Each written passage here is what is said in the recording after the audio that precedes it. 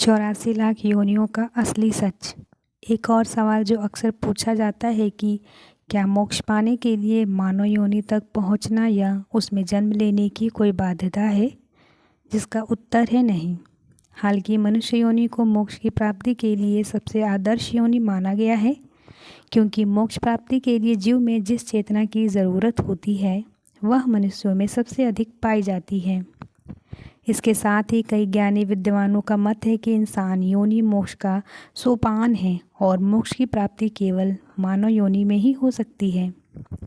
हालांकि यह निश्चित नहीं है कि केवल मनुष्य ही मोक्ष की प्राप्ति कर सकता है और अन्य जंतुओं तथा वनस्पतियों को इसकी प्राप्ति नहीं हो सकती है। इस बात को प्रमाणित करने वाले कई उदाहरण वेदों और पुराणों में देखने को मिल जाते हैं कि जंतुओं ने भी सीधे अपनी योनि में मोक्ष की प्राप्ति की है। महाभारत में पांडवों के महाप्राण के एक समय एक कुत्ते का प्रसंग आता है जिसमें उन लोगों के साथ ही मोक्ष की प्राप्ति हुई थी जो वास्तव में धर्मराज थे।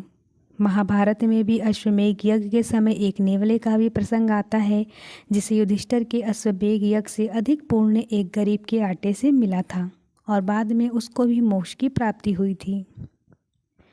विष्णु पुराण एवं गरुड़ पुराण में एक हाथी मगरमच्छ की कथा आती है जिसको प्रभु विष्णु के द्वारा मोक्ष प्रदान किया गया था। वह ग्राह पूर्व जन्म से गंधर्व और गज एक प्रभु भक्त राजा थे, लेकिन कर्मफल के कारण उनका अगला जन्म पशु योनि में हुआ था। ऐसे ही एक गज का वृत्तांत गजानन की कहानी में है जिसके सिर को श्री गणेश जी के सिर के स्थान पर लगा दिया गया था और प्रभु शिव की कृपा से उनको भी मोक्ष की प्राप्ति हुई थी।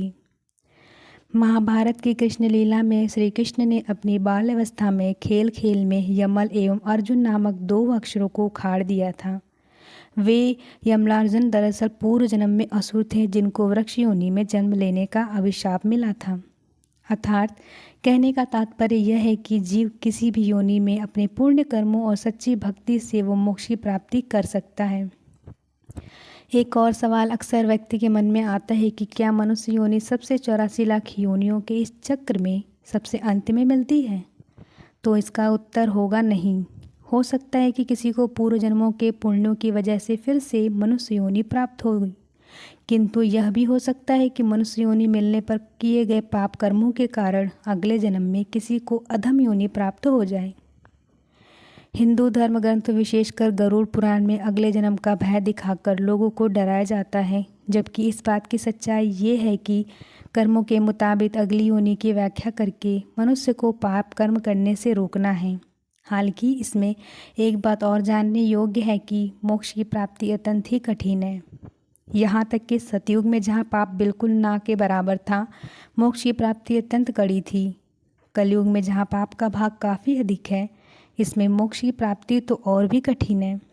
हालांकि कुछ विद्वानों का मानना यह भी है कि सतयुग से अलग कलयुग में केवल पाप कर्म के विषय में सोचने भर से उसका उतना दुष्फल नहीं मिलता है जितना करने पर मिलता है, तथा कलयुग में किए गए थोड़े से भी पुण्य का फल बहुत अधिक मिलता है। कई लोग ये समझते हैं कि किसी मनुष्य को बहुत पुण्य कर्म करने से स्वर्ग की प्राप्ति होती है जिसका अर्थ मोक्ष है, जबकि ऐसा बिल्कुल भी नहीं है।